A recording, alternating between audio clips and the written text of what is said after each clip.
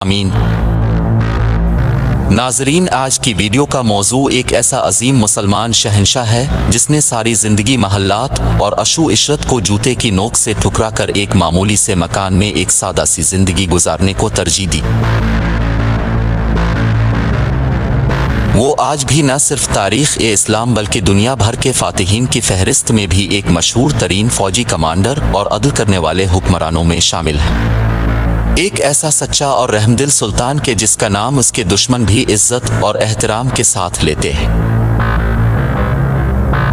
جس کی زندگی کا ایک بڑا حصہ مظلوم انسانوں کے حقوق اور مسلمانوں کی کھوئی ہوئی عزت کو بحال کرنے کی جدوجہد میں صرف ہوا، جسے نہ دولت کا لالچ تھا اور نہ عیش و عشرت کی زندگی سے پیار، جسے رب العزت نے فاتح بیت المقدس ہونے کا شرف عطا کیا۔ اسے دنیا سے رخصت ہوئے